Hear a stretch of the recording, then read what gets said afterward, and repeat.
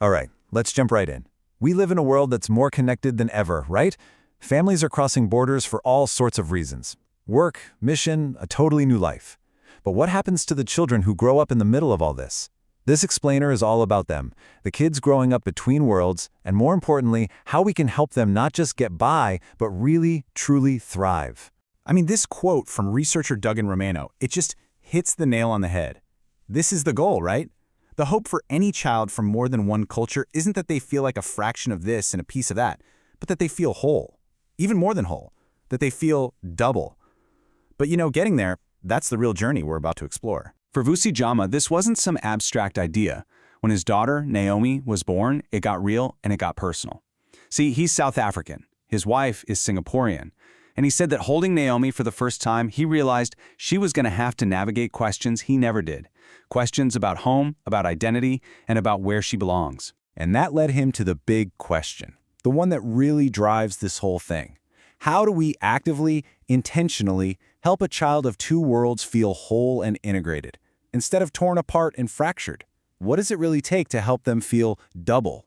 So to answer that, first we've got to understand the unique experience these kids live every single day. Turns out it's a well-documented phenomenon with a name and a really distinct set of superpowers and struggles.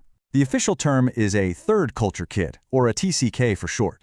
Basically, it's anyone who spends a big chunk of their childhood outside of their parents' home culture.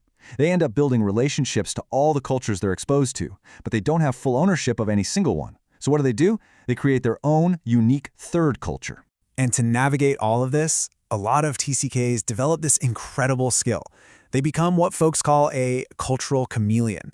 They can just effortlessly switch their slang, their body language, even their sense of humor to fit in no matter where they are. It's a pretty amazing survival skill. But, and this is a big but, that chameleon skill is a classic double-edged sword. On one side, it gives them these amazing strengths. They're super adaptable. They have this deep, built-in empathy and a natural global mindset. But on the other side, it can cause some serious strain, a fragmented sense of self, a constant feeling of rootlessness, and even a risk of losing touch with who they really are at their core. Okay, so with that tension in mind, Vusi Jama's research really dug into what was happening on the ground with TCKs and their families. And what he found was, well, it was both incredibly encouraging and deeply alarming. First, let's talk about the good news, because it's really good.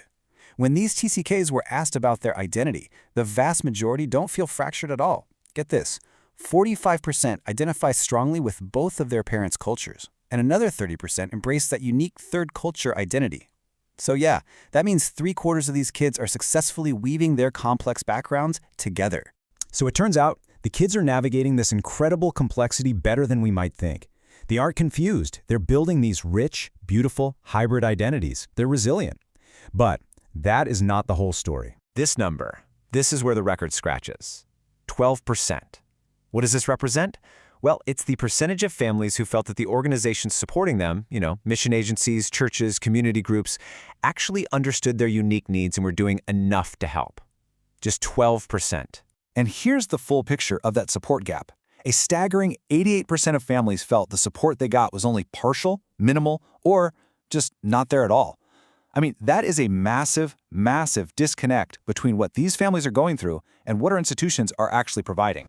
This whole situation leads to a really powerful metaphor from the research, the seed and the soil. Think about it. The children, they're the seeds, and they are packed with incredible potential. They are wired for resilience and cross-cultural fluency. But the support system, that's the soil.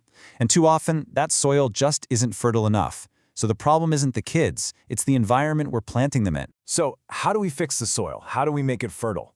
Well, the research doesn't just point out the problem. It gives us a clear, actionable solution. It's called the ACT framework, and it's basically a roadmap for building a better environment for these kids to flourish. The framework is built on 3 really simple but powerful ideas.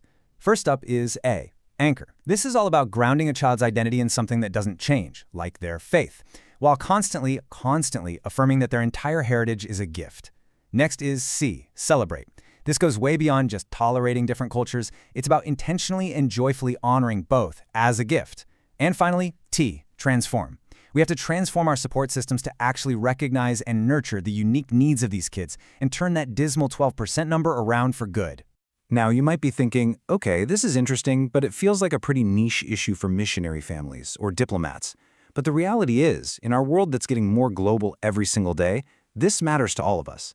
These children represent something our future desperately needs. Because of how they grew up, TCKs have this incredible, untapped potential. They are natural-born cultural bridge builders. They're empathetic communicators. They have an instinct for global problem-solving and for reconciliation. And let's be honest, these aren't just soft skills. These are the essential leadership qualities our world is crying out for in the 21st century.